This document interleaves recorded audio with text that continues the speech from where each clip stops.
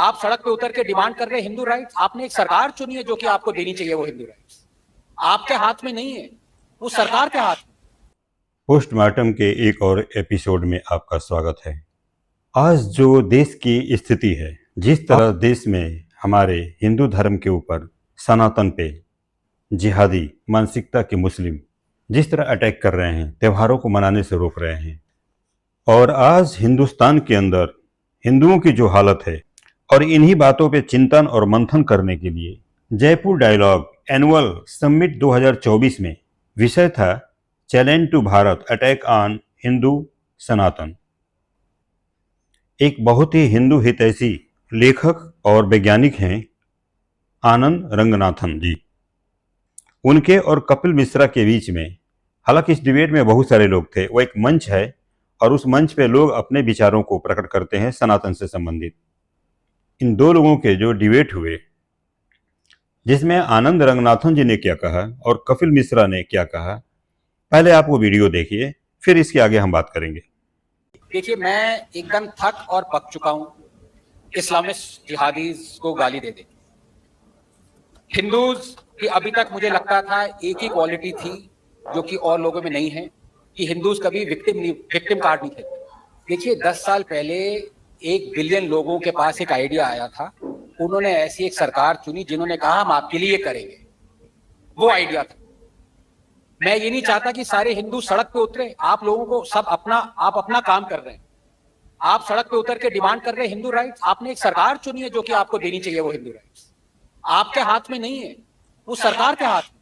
तो अगर ये कहना कि 10 साल 11 साल हो गए लेकिन अभी भी हम प्रताड़ित हैं, अभी भी हम we are at a risk of extinction, तो ये गलती किसकी है? आप 10 साल पहले कह सकते थे ये गलती इस्लामिस्ट की है, ये गलती जिहादियों की है, ये गलती उनकी है जो कन्वर्ट कर रहे हैं, ये गलती उनकी है जो हिंदूज को हेट करते हैं। उनकी गलती है, लेकिन पावर तो आपकी है। अगर आप डिस्प्ले नहीं कर रहे वो, तो उनकी गलती नहीं है। इसलिए मैं बार बार ये कहना चाहूंगा कि एक एक चीज, if you look into the future, अगले 20 साल 30 साल, yes, Hindus are facing extinction, but they are facing extinction because of our inaction, because of our government inaction. 10 साल हो गए हैं, right to education is still conjoined with 93rd amendment, जो कि कहती है कि सिर्फ हिंदू रन स्कूल्स की ये ऑब्लिगेशन है। 25% सीट्स रिजर्व करिए इकोनॉमिक वीकर सेक्शन के लिए, मुस्लिम रन स्कूल्स की नहीं। Thousands of Hindu run schools have shut down. वो सारे बच्चे जो हिंदूज के बच्चे हैं, पेरेंट्स के हैं, वो सब अब और स्कूल्स में जा रहे हैं। सटली या non subtly they are going to be converted. आप ये एक एग्जांपल लिया, आप और भी कितने एग्जांपल वक्फ का लीजिए। आप वक्फ को अमेंड करना चाहते हैं। मैं आपसे पूछना चाहता हूं, कोई भी ड्रैकोनियन एक्ट है उसको अमेंड किया जाता है या एब्रोगेट किया जाता है? आप शुरू से ही जब गलती कर रहे हैं, आप अमेंड कर रहे हैं, वो भी कुछ क्लॉजेस, 100 क्लॉजेस हैं उसमें। अधिकतर क्लॉजेस जो कि टेरिबली ड्रैकोनियन है, उनको आप छू ले रहे डर के मारे। वो तो अब ये भी हो जाए, ये भी बहुत बड़ी बात है, अमेंड भी नहीं हो पाएगा। लेकिन मैं आपसे पूछना चाहता हूं कि अगर कोई प्रॉपर्टी डिस्प्यूट होता है वर्ल्ड ओवर, आप कहां जाते हैं? आप एक पैरेलल सिस्टम पे जाते हैं, आप इंडियन कोर्ट पे जाते हैं। तो सिर्फ मुस्लिम्स को ये वो क्यों दिया गया वक्फ को कि पहले अगर कोई आप किसी को कह दे कि आपका टेंपल जो है वो वक्फ लैंड पे है, दूसरा पहले आपके ट्रिब्यूनल में आए, कोर्ट ना जाए। अगर आप इसको सेकुलर देश मानते हैं तो आप हिंदूज के लिए भी वक्फ एक्ट का इक्विवेलेंट बनाइए। फिर देखिए सब कैसे लाइन पे आते हैं। जब हिंदू इक्विवेलेंट वक्फ बोर्ड का कहेगा ये मस्जिद हमारी है, वो कहेगा नहीं हम तो कोर्ट जाएंगे। नहीं, कोर्ट मत जाओ, पहले हिंदू इक्विवेलेंट वक्फ बोर्ड के यहाँ पे पहले यहाँ लड़ो 10 साल तक, सारा पैसा आपका बर्बाद हो जाएगा, उसके बाद कोर्ट जाओ। बटेंगे तो कटेंगे और घटेंगे। मैं एक बात कहना चाहता हूं, मैं आनंद जी का बहुत सम्मान करता हूं, और जब आनंद जी कोई बात बोलते हैं तो मैं ये समझता हूं कि हिंदू समाज का कोई गहन विचारक किसी सत्य को, प्रश्न को सामने रख रहा है और समाज को उसे सुनना चाहिए। लेकिन मैं साथ में यह भी कहना चाहता हूं कि विश्व के इतिहास में कोई भी धर्म अपने अस्तित्व के लिए सरकारों पर निर्भर नहीं होता, और हिंदू धर्म इतना कमजोर नहीं हुआ कि सरकारों पर निर्भर हो जाएगा। और यह कहना कि इस्लामिस्ट की गलती नहीं है, जिहादियों की गलती नहीं है, धर्म परिवर्तन करने वालों की गलती नहीं है, ये कहने से पहले एक कॉमा लगाना जरूरी है। एक बात स्पष्ट करना चाहूंगा, आनंद रंगनाथन ने ये बात नहीं कही कि जिहादी या धर्म परिवर्तन करने वालों की गलती नहीं है या जिहादियों की गलती नहीं है, बल्कि उनके कहने का तात्पर्य ये था कि वो 10 साल पहले भी यही काम करते थे और आप इन्हीं को रोकने के लिए सत्ता में आए, और आपके सत्ता में होने के बाद भी आज वो यही कर रहे हैं, तो रोकने की जिम्मेदारी किसकी है? फिर आज हम उनको क्यों दोष दें, आपको क्यों ना दोष दें? मैं खुल के कहना चाहता हूं इस बात को। ये कहना बहुत आसान है, तू नहीं कर रहा, तू नहीं कर रहा, तू नहीं कर रहा, तू नहीं कर रहा। मैं कह रहा हूं जिसके ऊपर उंगली उठा रहे हो वो नहीं बैठा होता तो हम बैठे नहीं होते यहाँ पे। ये चर्चा भी ये सब्जेक्ट ही नहीं चुना जाता किसी देश में मंच पर। किस प्रकार का खेल खेला जा रहा था 2014 से पहले, उसे भूल नहीं सकते हम लोग। और किस प्रकार का खेल आज खेला जा रहा है, मुझे नहीं लगता कि यहाँ पे ऐसा कोई भी मस्तिष्क है जिसको विश्व के स्तर पर और भारत के स्तर पर इस समय जब हम यहाँ इस मंच पर बैठे हैं, इस वक्त कितने प्रकार के षड्यंत्र चल रहे हैं पंजाब में, बंगाल में, केरल में, मेवात में, दिल्ली में, भारत के अंदर छोटे छोटे पॉकेट्स बन गए हैं, उनमें जो चल रहा है, किसको इसका अंदाजा नहीं है हम में से। हालांकि यहाँ कपिल मिश्रा जी की एक बात में बहुत ही बड़ी सच्चाई है कि 2014 से पहले इतने गोपनीय और गुपचुप तरीके से हिंदुओं को कन्वर्ट किया जा रहा था, देश में षड्यंत्र चल रहे थे और हिंदू सोया हुआ था क्योंकि उसे जागने ही नहीं दिया जा रहा था। 2014 से पहले किसी को पता ही नहीं था कि लव जिहाद जैसी कोई बात होती है, थूक जिहाद होता है, लैंड जिहाद होता है, व्यापार जिहाद होता है और ऐसे तमाम प्रकार के जिहाद। ये सब कुछ गोपनीय तरीके से चल रहा था। इसे उजागर करने में मोदी सरकार का एक बहुत बड़ा हाथ है, क्योंकि हिंदुस्तान के अंदर हिंदू हमेशा से सोया रहा है। और मुझे लगता है कि अगर इस बीच में अगर मोदी सरकार कोई एक्शन लेती तो शायद यही हिंदू जो आज जाग रहा है वो उसके विरोध में खड़ा हो जाता है कोई जिसको इसका अंदाजा ना हो।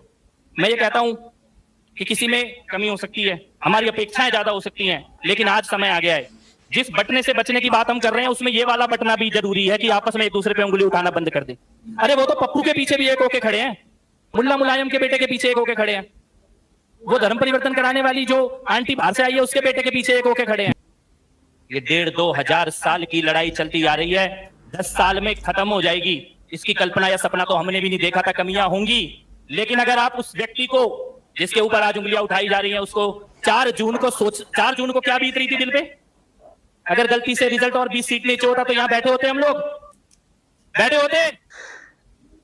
लेकिन मैं एक बात फिर से कहना चाहता हूं, हिंदुओं को खतरा जिहादियों से कम है, सेकुलर बने हुए हिंदुओं से ज्यादा है।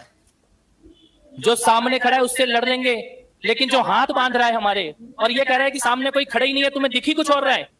जिस राइट टू रिटर्न की बात आनंद जी कर रहे हैं, मुझे ये लगता है अगर हम गंभीरता से सोचें, सीएए उसका पहला कदम है। आप कह रहे हैं अभी तक 1,000 को ही नागरिकता दी गई है, 1,000 को भी तो तभी दी गई जब सीएए बना, जब नहीं था तब। इस देश की संसद कोई ऐसा कानून पास करेगी जिसमें लिखा होगा कि भारत की सीमाओं से बाहर रहने वाले अफगानिस्तान, पाकिस्तान और बांग्लादेश के हिंदुओं को भी भारत में आने का अधिकार है, ऐसा कोई कानून भी पास करेगी? ये अनइमेजिनेबल था। अब वो कानून अभी तुरंत लागू कितने हद तक हुआ, या आने वाली पीढ़ियां, आने वाली, मैं कह रहा हूं चाय वाला जो कर रहा है वो कर रहा है, फिर गाय वाला भी तो आएगा। इस देश में पिछले कुछ सालों में पीएफआई का नेटवर्क कैसे खत्म किया गया, नक्सलियों का जो रेड कॉरिडोर था वो कैसे खत्म किया गया, असम के अंदर जो वायलेंट ग्रुप्स थे वो कैसे खत्म किए गए, और देश के इतिहास में पहली बार जो ड्रग माफिया जो इस पूरी फंडिंग को, इंटरनेशनल फंडिंग को इन सारे जिहादियों तक पहुंचाने का, वो किस प्रकार से कुचला जा रहा है। एक बार कभी ना कभी पीछे मुड़कर देखें और सोचेंगे जरूर, तब हमें ये पता लगेगा कि जिसको हम कह रहे हैं कि अंदर वो थोड़ा रुई है और बाहर लोहा है, वो अंदर तपता हुआ लोहा है। ये भी वायनाड में 40% मुसलमान है और ये पिंकी को वोट देंगे। अभी मैं कहता हूं तुम जल जल के मर जाओगे, हम जलजला नहीं रुकने देंगे। तुम जल जल के मर जाओगे, हम जलजला नहीं रुकने देंगे। वो देश नहीं झुकने देगा, हम उसे नहीं झुकने देंगे। मैं हर जगह एक ही बार बुलाया जाता हूँ, मेरी पता नहीं क्या गलती अंदर से निकलता है कि मैं जो मेरे दिमाग में होता है मैं वो बोल देता हूँ, मुझे माफ कीजिएगा। देखिए बात मैं बार बार आपको कह रहा हूँ, हमें छोटी छोटी लड़ाइयों को जीतने में खुशियां मिल रही हैं। हम आगे 40 साल, 30 साल, 20 साल का सोच ही नहीं रहे हैं। क्यों नहीं सोच रहे हैं? Do the right thing. Kapil ji ने कहा, देखिए भाई है, मैं बार बार बस ये कहूंगा, मेरे भाई, चाहे कुछ मैं जितना मुझे गलत मान ले, गाली दे ले, कुछ भी कह ले, ये मेरे भाई। लेकिन मुझे एक प्रो हिंदू बात बता दीजिए जो मोदी जी ने 10 साल में कही है। एक, article 370 abrogation is pro India, not pro Hindu. CAA is pro India. Ram मंदिर में अब वही है, मुझसे निकलवाएंगे, ये सुप्रीम कोर्ट का था या मोदी जी ने कराया, वो जो भी है। देखिए आप बात को समझिए, आपके पास जो और रिलीजन्स हैं उनका पैसा जो कलेक्ट होता है वो हजारों स्कूल्स बना रहे हैं, हजारों हॉस्पिटल्स बना रहे हैं। जो करोड़ों की तादाद में हिंदूज अपने पोल्ड को छोड़ के वहां जा रहे हैं, वो इसलिए तो जा रहे हैं कि उनको फ्री स्कूल मिल रहा है, फ्री एजुकेशन मिल रही है, फ्री हॉस्पिटल मिल रहा है। कौन नहीं जाएगा? हमारे हाथ बांध दिए। सेकुलर कंट्री में हिंदू टेम्पल्स कंट्रोल में है। टीआर रमेश से बात करिए, 58 करोड़ मिलता है जहां 6000 करोड़ मिलना चाहिए हिंदू टेम्पल्स को। वो जो 5900 करोड़ है उससे कितने स्कूल्स बन सकते हैं, ये किसी ने सोचा है? हम बस खुश इस बात पे हो जाते हैं कि हमने ये एक छोटी सी विक्ट्री पाली कि हम जो भी, I don't want to repeat that. The point is we are not realising we are standing on the precipice. कितने लोग, कितने कश्मीरी हिंदूज वहां पे गए वापस? 33 साल हो गए। कल ही एक अटैक हुआ है, परसों अटैक हुआ है। जू नहीं रहेंगे हमारे उसमें। हमारे हिंदूज, आप कह रहे थे धर्म रक्षा कर रहा है, कुछ तो है इस हस्ती में। अगर आप डेटा पे नहीं जाना चाहते, इमोशन पे जाना चाहते हैं, तो मैं भी आपके साथ हूं, लेकिन फैक्ट्स को इग्नोर मत करिए। ये हिंदूज वो हैं 1 बिलियन हमारे देश में। कोई कहते हैं 40,000, कोई कहते हैं 18, जितने भी मंदिर हैं, हम कोर्ट का दरवाजा भी खटखटा नहीं सकते कि हमारे डिमोलिश टेम्पल्स हमें वापस चाहिए। किसी डेमोक्रेसी में अलाउड है? 4 लाख एकड़ से 10 साल में 9 लाख एकड़ हो गया वक्फ का लैंड। विलेज पे विलेज कहते हैं ये हमारा है। हम कोर्ट नहीं जा सकते, पहले वक्फ ट्रिब्यूनल चाहिए। ये है, कुछ तो है इस हस्ती में जो मिटता नहीं है। मिट रहे हैं लेकिन दिख नहीं रहा है। और क्यों नहीं दिख रहा है? क्योंकि हम सबको लगता है कि हमने एक ऐसी सरकार चुन ली जो कि हमारे हित में काम कर रही है।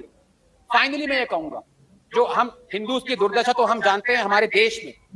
जरा विदेश की बात करिए। बांग्लादेश की हमने बहुत बात करी पिछले 3 महीने से। क्या हमने ये पूछा कि यस, लाखों बांग्लादेशी हिंदूज वहां से भाग रहे हैं, तीस्ता के वाटर में, चेस्ट हाई वाटर्स में एक एक दिन खड़े, हमें अंदर आने दो। क्या हमने उनको अंदर आने दिया? क्या हमने एक भी डिटेंशन या रिलीफ कैंप बनाया इस साइड ऑफ द बॉर्डर पे कि वो बच तो जाए कम से कम? अपने गरीबान में नहीं झांकना है, औरों को दोष देना है। वो तो करेंगे ये। उनको तो पूरा दरअल हर्ब और दरअल इस्लाम, उनको सारा पूरी दुनिया दरअल इस्लाम बनानी है। वो क्यों नहीं करेंगे भाई? सबसे पहले तो मैं ये कहना चाहता हूं कि जो आक्रोश आनंद जी के मन में है, वही आक्रोश मेरे मन में। और बांग्लादेश में हिंदुओं के साथ जो हुआ, उसे देख के जिसकी आंखों में आक्रोश ना हो, वो हिंदू हो ही नहीं सकता। कश्मीरी पंडितों के साथ जो हुआ और जो हो रहा है, उसे देख के जिसकी आंखों में आक्रोश ना हो, वो हिंदू हो ही नहीं सकता। और सबसे पहला गुस्सा अपनों पे ही आता है। गुस्सा उस पे आता है जिससे उम्मीद होती है। मनमोहन सिंह पे तो गुस्सा आएगा नहीं। इस पूरे डिबेट के दौरान आनंद जी ने और कपिल मिश्रा ने जो जो बातें रखी और कहीं, वो अपनी जगह पर दोनों ही सही हैं। लेकिन इसके बावजूद मोदी सरकार से और मोदी की नीतियों से सहमत नहीं हूं।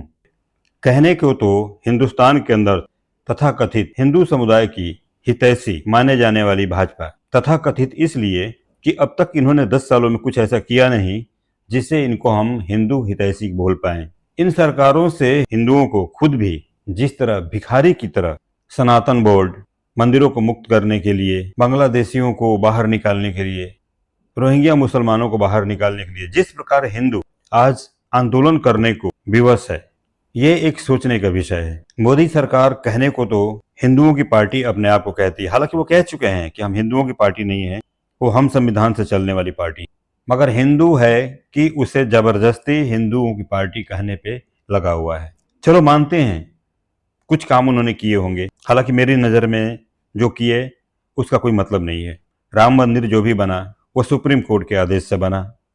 अगर कांग्रेस की नीयत सही होती, उसके शासनकाल में भी राम मंदिर बन गया होता। नीयत सही नहीं थी, इसलिए उन्होंने लटकाए रखा। भाजपा ने सिर्फ इतना किया कि उसे लटकाया नहीं, सुप्रीम कोर्ट के निर्णय को चलने दिया और सुप्रीम कोर्ट का निर्णय आया और उस पर आज वहाँ मंदिर बना। इसके अलावा मुझे नहीं लगता कि मोदी सरकार ने हिंदुओं के लिए कुछ भी किया हो। आज भी हम अपने मंदिरों को मुक्त करने के लिए भिखारी की तरह सरकार से आसरा लगाए पड़े हैं। मंदिरों के चढ़ाए हुए पैसे सरकार लूट के ले जाती है। लूट के इसलिए कहूँगा क्योंकि चढ़ावे का पैसा है, सनातन का पैसा है और वो सनातन में खर्च होना चाहिए, लेकिन सरकार उसे लूट कर ले जाती है। और फिर उस पैसे से ये क्या करते हैं वो यही जाने।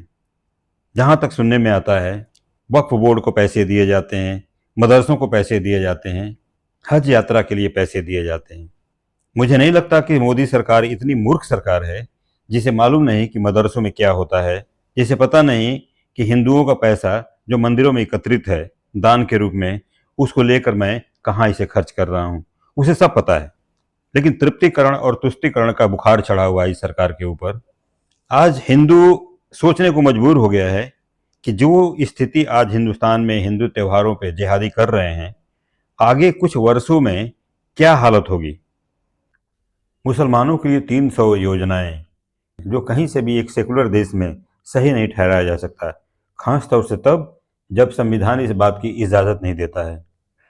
संविधान के हिसाब से जो मोदी ने शपथ ली थी, उसके अंतर्गत सारे लोगों के लिए उन्हें एक तमाम देखना चाहिए था, लेकिन तृप्तिकरण और तुष्टिकरण की भेंट चढ़ गए ये 10 साल। ये सत्य है। इस डिबेट के ऊपर आपकी क्या राय है, कमेंट बॉक्स में बताएं। जय हिंद, जय भारत।